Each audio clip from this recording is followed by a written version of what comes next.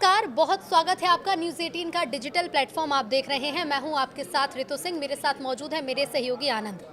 जिस तरह से मिडिल ईस्ट में तनाव बढ़ता जा रहा है, लेकिन आज की सबसे बड़ी खबर यह है कि जो हमले की संख्या थी अब वो ईरान की तरफ से ज़्यादा बढ़ रही है। इजराइल ने खुद एक आंकड़ा जारी किया है, बताया है कि कौन कौन से देशों में और या फिर कहां कहां पर ईरान की तरफ से हमले किए जा रहे हैं, और ये इस तनाव को और ज़्यादा बढ़ाने की तरफ इशारा देता है। क्योंकि पहले इजराइल और अमेरिका की तरफ से हमले, लेकिन अब ईरान का उस पर जवाब। आज इसी को हम समझने की कोशिश करेंगे, क्योंकि 10 दिन का लगभग समय बीत चुका है और इन 10 दिनों में क्या कुछ हुआ और अब क्या कुछ होने की संभावना है और आज की स्थिति कितनी तनावपूर्ण है। तो सबसे पहले शुरुआत इसी से आनंद, क्योंकि ईरान ने इजरायली ड्रोन हर्मीज ड्रोन को मार गिराया है। इजराइल के लिए कितना बड़ा नुकसान है? बिल्कुल, देखिए इस वक्त जो सबसे बड़ी खबर सामने आ रही है वो यही है कि जो इजरायली हर्मीज ड्रोन थे उसको ईरान ने मार गिराया है। दरअसल हुआ क्या है कि ईरान के पलटवार में इजराइल लगातार वो भी हमला बोल रहा है, और यही कारण है कि उनके जो सबसे ताकतवर, भी अगर बोला जाए तो गलत नहीं होगा,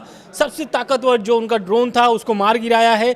और ईरानी मीडिया का दावा है कि इजराइल की तरफ से भेजे गए हर्मीज ड्रोन को ईरान ने अपने माकरजिन प्रांत में मार गिराया है। दरअसल ईरान का एक ये क्षेत्र है और यहाँ पर इसको मार गिराया, यानी इंटरसेप्ट कर दिया है। और तेहरान टाइम्स की ओर से बताया गया है कि इजरायली हर्मीज ड्रोन को टारगेट करके मार गिराया गया है। मतलब ये जब इजराइल की तरफ से जब ये ड्रोन भेजा गया था तो ईरान के जो रडार्स हैं जी, या फिर जो उनके सिस्टम है, एयर डिफेंस सिस्टम है, उन्होंने इसको एक तरीके से टारगेट कर लिया था और उसको मार्गिश प्रांत पर ही मार गिराया। इसमें कोई हाथाहाथ होने की ऐसी कोई खबरें सामने नहीं आ रही है। साथ ही इजराइल की ओर से भी दावा किया गया है इस मामले को लेकर कि लेबनान से आने वाली ड्रोन को डिक्लेयर किया गया है, यानी उसको भी गिरा दिया गया है। तो लगातार दोनों देशों की तरफ से, तीनों देशों की तरफ से हमला हो रहा है। तीनों देश इसलिए हम बोल रहे हैं क्योंकि अमेरिका भी इसमें शामिल है। अमेरिका लेकिन हमला कर रहा है अरब देशों के धरती से, समुद्री क्षेत्र से। तो ये जो टेंशन है, आज 10वां दिन है, युद्ध के 10वां दिन है, और 10वें दिन भी आप देखिए ईरान अभी तक लगातार मिसाइलें दाग रहा है सभी क्षेत्रों पे जहां से उनको हमला हो रहा है। जैसे मान लीजिए अभी बहरीन में हुआ, कुवैत ने भी अभी उस पर बयान जारी किया है कि कुवैत ने भी अभी बोला है कि उनके यहाँ भी हमला हुआ है। मैं आगे इस पर भी बात करूंगा। और एक इजराइल ने दावा भी किया है, उसके बारे में भी आगे बात करेंगे कि इजराइल ने ये एक तरीके से जारी किया है या फिर दावा किया है कि 48 घंटे में ईरान ने कितनी मिडिल ईस्ट में तबाही मचाई है। बिल्कुल, ये आंकड़ा तो इम्पोर्टेंट है, और इसके साथ ही साथ क्योंकि हम इजराइल का जिक्र कर रहे हैं तो बीच में यूएस का भी जिक्र हो ही जाता है। तो आनंद, यूएस नेवी फ्लीट को भी निशाना बनाने की खबर सामने आई, और इससे बड़ी बात एक और ये भी है कि 21 मौत का दावा भी ईरान ने किया है। इसमें कितनी सच्चाई है, और जो 21 मौत हुई है ये कितना बड़ा नुकसान यूएस के लिए माना जाए? बिल्कुल, देखिए ये सबसे चौंकाने वाली खबर है, क्योंकि ईरान ने ये जो दावा किया है एक तरीके से दावे के साथ साथ ये भी अमेरिका को डर दिखा रहा है, क्योंकि अमेरिका को डरा रहा है इसलिए क्योंकि अमेरिका ने अभी तक बताया कि उनके 6 सैनिक की मौत हुई है। लेकिन ये बात अब ईरान की तरफ से दावा किया गया है कि जो उनके यूएस नेवी फ्लीट थे उस पर हमला किया गया है और इसमें 21 सैनिकों की मौत हुई है। अब ये क्लियर नहीं हो रहा है कि इसमें अमेरिका क्या इस पर पुष्टि करता है या फिर कितने मौतों की संख्या बताता है, क्योंकि ईरान की तरफ से ये जो दावा किया गया है ये 5वीं नेवी फ्लीट थी इनकी, यूएस की, और इस पर हमला करके 21 सैनिकों को मार गिराया गया है, जबकि कई जख्मी भी हुए हैं। सामने खबर ये भी आ रही है कि घटना में दरअसल इजराइल और ईरान का जो ये तनाव है इसमें अमेरिका शामिल है, अभी आपको पता है। इजराइल में भी अभी स्पष्ट नहीं हो पाया कि कितनी मौत हुई है, लेकिन ईरान की तरफ से या फिर ईरान में जो दावा किया गया ईरान के कि कितनी मौतों की संख्या हुई, तो वहाँ पर यह बताया जा रहा है कि 1200 मौत हुई है। ईरान की तरफ से अभी पुष्टि नहीं की गई है।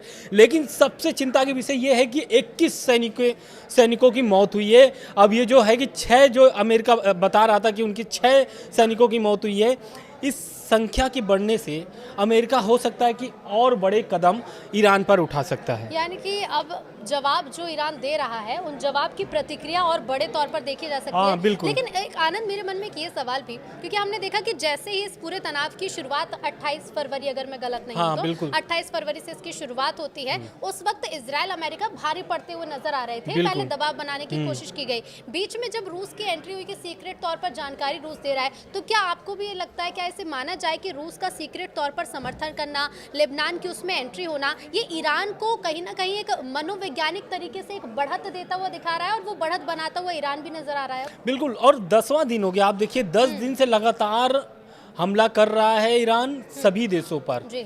और उसके जवाब में अभी हालांकि देखिए सभी को इसमें क्षतिग्रस्त हुए हैं, सभी को नुकसान हुए इस युद्ध में, इस संघर्ष में। लेकिन अगर आप बात करें अगर रूस की और लेबनान की, तो लेबनान में ईरान के समर्थित जो संगठन है हिजबुल्लाह, वो पहले से ही, मतलब आज का वो समर्थन उसको नहीं हासिल है ईरान को, हिजबुल्लाह का पहले से ही। और यही कारण है कि लेबनान में अगर जो हमला हो रहा है या फिर लेबनान की तरफ से जो इजराइल पे हमला हो रहा है, ये supreme leader Ayatollah Ali Khamenei के मौत के बाद से हो रहा है। और हिजबुल्लाह ने इतना तक बोल दिया है कि अली खामनेई साहब की मौत का बदला इजराइल से ले करके रहेंगे। साथ ही एक और बता देते, जो 21 नेवी अमेरिकी सैनिकों की जो मौत हुई है, वो उस समय हुई जब इजराइल ने तेल सप्लाई वाले ऑयल डिपो पर रात में हमला किया था ईरान के।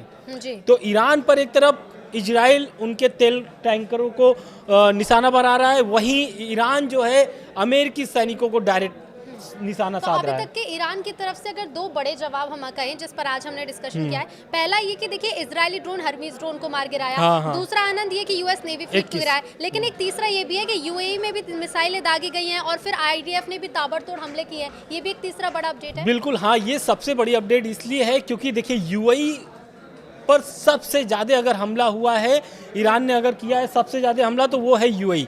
और यूएई के रक्षा मंत्रालय की तरफ से भी बहुत सारे ऐसे दावे किए गए हैं कि 1400 हमले हुए हैं यूएई पर। 1400 हमले हुए हैं और इस 1400 हमले में से लगभग ईरानी जो ड्रोन थे उसको मार गिराया है यूएई ने। लेकिन यूएई के इसमें एयर डिफेंस सिस्टम जो है भारी मात्रा में मतलब कि तबाह हुए हैं, नुकसान हुए हैं। यूएई को इसका नुकसान जो है कि सबसे ज़्यादा हो रहा है और यही कारण है कि यूएई जो है, यूएई हो गया, दुबई हो गया, सऊदी अरब हो गया, कुवैत हो गया, बहरीन हो गया, कतर हो गया, इन सभी जगहों पर हमला हो रहा है। लेकिन यूएई को इसमें सबसे ज़्यादा नुकसान हुआ है। साथ ही साथ इसमें यूएई के जो रक्षा मंत्रालय ने उन्होंने क्या क्या बताया, मैं आगे आपको बता देता हूँ। ईरान से आने वाले ड्रोन और मिसाइलों को रोकने के लिए देश की एयर डिफेंस सिस्टम, मतलब ये जो यूएई के पास है, सक्रिय कर दिया गया है। पूरे एयर डिफेंस सिस्टम जो उनके पास थे, उनको सभी एयर डिफेंस सिस्टम को सक्रिय कर दिया गया है। और कई खतरों को बचाने के लिए, मतलब जो हमले हो रहे हैं वो यूएई के ऐसे इलाके पे न गिर जाए जहां पर आम जन लोग हैं। यही कारण है कि वो रडार सिस्टम से सभी मिसाइलों को गिरा रहे हैं। साथ ही साथ अधिकारियों ने क्या बोला है उनके मुताबिक मैं आपको बता देता हूं। हमलों में बड़ी संख्या में ईरानी ड्रोन और बैलिस्टिक मिसाइलों को खाड़ी क्षेत्र की ओर ही दागी गई है। खाड़ी क्षेत्र की ओर दागी गई है, तो इसको उधर ही गिराने का प्रयास है, समुद्री ही क्षेत्र में गिराने का प्रयास है उनका। साथ ही साथ यूएई की जो सेना है अधिकांश इंटरसेप्ट कर दे रही है, गिरा दे रही है मिसाइलों को। हालांकि कुछ मिसाइलें या फिर उनके मलबे जो है इस स्थानों पर गिर रहे हैं, उनके मतलब धरती पर, यूएई की धरती पर गिर रहे हैं, उस मलबे से लोगों को नुकसान पहुंच रहा है। बहुत सारे लोग उसमें घायल हुए हैं और बहुत सारे लोगों की मौत भी हुई है अभी, लेकिन यूएई की तरफ से इसकी पुष्टि नहीं की गई है। लेकिन काफी चिंताजनक है ये स्थिति आनंद की, किस तरह से जो मौत का आंकड़ा है अलग अलग इलाकों में बढ़ता जा रहा है। जान माल का नुकसान है, जो देश इसमें शामिल है उन्हें आर्थिक तौर पर नुकसान तो पहुंच ही रहा है, लेकिन हाँ ये भी कह सकते हैं कि ना तो दबाव बनाने की किसी की कोशिश सफल हो रही है, बल्कि ऊपर से जवाब जो है वो बढ़ते जा रहे हैं। इसी बीच एक और बात ये इम्पोर्टेंट है कि खाड़ी देशों में जो पानी की समस्या है वो बढ़ रही है, क्योंकि ईरान ने पानी छीन लिया है। तो ये समस्या कितनी बड़ी आने वाले समय में हो सकती है अगर ये युद्ध या फिर ये टेंशन नहीं खत्म होती है तो। और फिलहाल इसे लेकर बहरीन का जो दावा है उसे लेकर क्या अपडेट है? देखिए बहरीन पर भी हमला हुआ है और बहरीन ने एक तरीके से खौफनाक खुलासा या फिर हम ये कह लें कि खौफनाक तरीके का दावा किया है बहरीन ने। उनका कहना है कि ईरान ने एक बार फिर से युद्ध को अपने अस्तित्व का सवाल मानते हुए खून का बदला खून और पानी का बदला पानी, यानी कि देखिए ईरान के जो प्लांट थे, वाटर प्लांट थे, उस पर हमले हुए थे। और यही कारण है कि बहरीन ने दावा कर दिया है, कि बहरीन ने दावा किया है कि ईरान ने इस बार खारे पानी को, पीने वाले पानी को जो फिल्टर करता है उस प्लांट पर, उस प्लांट पर हमला बोला है ईरान ने। तो हालांकि आनंद, मैं यहाँ पर एक जानकारी दर्शकों को दे दूं कि जो अभी तक जानकारी वो यही कि इस प्लांट से जो पीने की पानी की आपूर्ति थी वो लगभग 1% के बराबर, बिल्कुल 1%, और इसी प्लांट पर ही निर्भर था बहरीन। मतलब ये समझिए कि कितना बड़ा प्लांट है, ये वाटर प्लांट था बहरीन के लिए, जहाँ पर ये हमला हुआ है। और एक तो खारी जो खरा पानी होता है, समुद्र का पानी होता है, उसको फिल्टर करके मीठा पानी बनाता था वो प्लांट। अब उस पर हमला होने से भारी नुकसान हुआ है। साथ ही साथ एक खबर और आ रही है, वो आ रही है कुवैत से।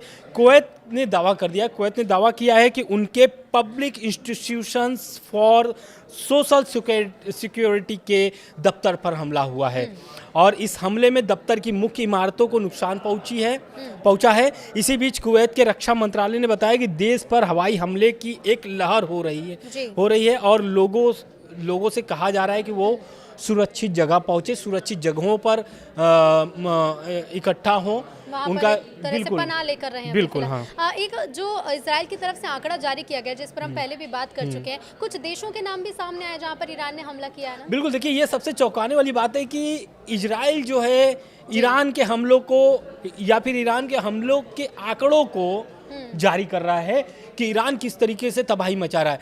तो इसको दो तरीके से देखा जा सकता है। पहला तरीका तो ये है कि इजराइल ये बता रहा है कि इसमें संघर्ष में सबसे ज्यादा अगर कोई नुकसान पहुंचा रहा है तो वो है ईरान। एक नजरिया ये है कि ईरान जो बिल्कुल एक ये कर रहा है, लेकिन एक तरीके से अगर दूसरे नज़र से देखा जाए तो ईरान जो है कि समझिए 10 दिनों से इन देशों पर हमला कर रहा है। तो हम उन देशों का थोड़ा सा जिक्र कर लेते हैं कि इजराइल ने क्या क्या आरोप लगाया है ईरान पर इन 48 घंटों में। तो इजराइल में हमला किया गया है जहां नागरिक इलाकों पर, मतलब जहां आम जन लोग हैं, वहां पर हमला किया जा रहा है। दुबई के अंतर्राष्ट्रीय हवाई अड्डा या फिर दुबई के मरीना पर, इसका असर भी उड़ानों पर भी पड़ रहा है। आपको भी पता है कि एयरलाइंस सारे बंद कर दिए गए हैं, उड़ानें रद्द कर दी गई है।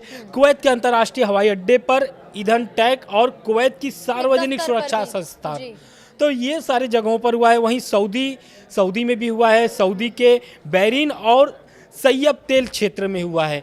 मतलब वहां पर भी जो ईरान ने हमला किया है वो भी तेल डिपो पर ही किया है, जहां तेल भंडार सबसे अधिक है, जहां पर फिल्टर किया जाता है। ईंट का जवाब ईंट से पत्थर से, बिल्कुल जो भी है, हाँ। सेम इसी तरह यहाँ भी। और दूसरा एक है रियाद में, तो राजधान के राजनयिक क्षेत्र पर, मतलब कि जहां पर एक तरीके से हम बोल ले कि जहां से सत्ता चलती है या फिर जहां से सरकार चलती है, जहां पर हेडक्वार्टर है, वहां पर हमला किया गया। बहरीन में भी हुआ है हमला, तो बहरीन के बगदाद में अमेरिकी दूतावास और एयरबिल पर हुआ है।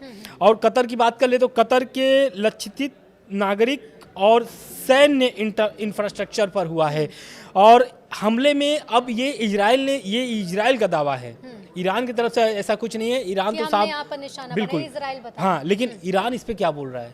ईरान बोल रहा है कि हम अरब देशों से या फिर अरब जो देश मुस्लिम कंट्री हैं, हम उनसे नहीं लड़ना चाहते हैं। हमारे जो supreme leader Ayatollah Ali Khamenei साहब थे, उनका भी यही कहना था। वो भी कहते थे कि अरब देश हमारे साथ खड़े हों, हमारा सहयोग करें। और अभी भी मसूद पजिस्कियान का हम बयान ले ले, जो ईरान के राष्ट्रपति हैं, उन्होंने भी बोला है कि ईरान को मुस्लिम देशों से लड़ाने का प्रयास है और अमेरिका इसमें सक्सेस न हो। इस कारण से वो एक अपील भी कर रहे हैं मुस्लिम देशों से कि आप ईरान को समझिए, ईरान के तकलीफ़ों को समझिए, क्योंकि ईरान देखिए आज से प्रतिबंधों में नहीं झेल रहा है। ईरान कई वर्षों से प्रतिबंधों जो अमेरिका ने लगाया, फिर अंतर्राष्ट्रीय प्रतिबंध जो उनके ऊपर लगे हैं, काफ़ी नुकसान उनको पहुंच रहा है, आर्थिक रूप से भी नुकसान पहुंच रहा है। अब ये जो युद्ध हुआ उसमें भी भारी नुकसान हुआ है। बिल्कुल। और इसके साथ ही आनंद, क्योंकि देखिए ये तो हम बात करें कि पूरे मिडिल ईस्ट में क्या तनाव है। ईरान की अगर बात करें, क्योंकि पहले खामेनेई की मौत होना एक सबसे बड़ा झटका उस देश के लिए, फिर उसके बाद अब नए सुप्रीम लीडर की नियुक्ति, हालांकि इससे लेकर किसी तरह की आधिकारिक घोषणा का क्या भी इंतजार है? नहीं, इंतजार नहीं है। अब ये घोषणा हो चुकी है, मतलब या फिर हम इसको कह लें कि इसको मान लिया गया है। घोषणा तो हम ये नहीं कह सकते, लेकिन इसको मान लिया गया है कि जो ईरान में नए सुप्रीम लीडर हो गए हैं, वो आयतुल्लाह अली खामनेई साहब के बेटे ही मुश्तबा खामनेई ही होंगे। और ये पूरी तरीके से, हालांकि देखिए इसकी भी एक प्रक्रिया होती है, चुनने की प्रक्रिया होती है। और उनका जो संविधान है, चयन की प्रक्रिया जो है संविधान के तहत 88 सदस्यीय सभा होती है इसमें, मतलब जो 88 सदस्य होते हैं इस चयन करते हैं कि ईरान के नए सुप्रीम लीडर कौन होंगे। हालांकि इस पर भी बयान ट्रंप का आया हुआ है। ट्रंप ने मुश्तबा खामनेई को एक तरीके से स्वीकार नहीं कर रहे हैं, वो कह रहे हैं कि इसके काबिल वो नहीं है मुश्तबा खामनेई। हाँ, और ट्रंप ने साफ साफ बोल दिया है कि वो चाहते हैं कि वो ईरान के सुप्रीम लीडर का चयन करें और अपने मतलब क्या बोलते हैं उसको भी हम ये भी कह लें कि ट्रंप क्या चाहते हैं। हालांकि ट्रंप के चाहने से कुछ होता नहीं है, क्योंकि ईरान जो चाहेगा, ईरान की जो संवैधानिक जो प्रक्रिया है उसके तहत ही वो काम होगा। लेकिन साथ ही साथ एक हम और जिक्र कर लेते हैं, एक विदेश मंत्री हैं, उप विदेश मंत्री हम कहें, ईरान के जो उप विदेश मंत्री हैं, उनका बयान आया हुआ था। बिल्कुल, उन्होंने क्योंकि साफ कहा है कि क्योंकि देखिए हम देख रहे हैं कि खामेनेई की मौत के बाद से किस तरह के बयान और जवाब हम देख रहे थे कि अली खामेनेई जब मारे गए थे तो उसके बाद ये संभावना या फिर आशंकाएं थी कि क्या अब ईरान की तरफ से जवाब दिए जाएंगे या फिर उस दबाव को ईरान मान लेगा, लेकिन जवाब मुंह तोड़ दिए गए। अब अली लारीजानी का जो बयान है आनंद कि ट्रंप को खामेनेई को मारने की कीमत चुकानी होगी, इसके किस तरह से प्रभाव हम देख सकते हैं मिडिल ईस्ट में? देखिए, ये जो लारीजानी हैं, ये आयतुल्लाह अली खामनेई के सलाहकार थे। हालांकि अब खामनेई साहब नहीं रहे, लेकिन अब जो है कि अली लारीजानी जो हैं उन्होंने साफ बोल दिया है कि जो ईरान के जो सुप्रीम लीडर थे आयतुल्लाह अली खामनेई, इस जो हमला हुआ है, उनकी जो हत्या हुई है, इसका जो कि कर्ज है, या फिर हम ये कह लें कि हत्या जो किए हैं इन लोगों को उसका चुकाना पड़ेगा, भुगतान करना पड़ेगा। और इसका भुगतान, हालांकि अभी तक तो अगर देखा जाए तो एक तरीके से 21 सैनिकों की, अमेरिकी सैनिकों की मौत, दूसरी तरफ अरब देशों को भारी नुकसान, इजराइल में भारी नुकसान।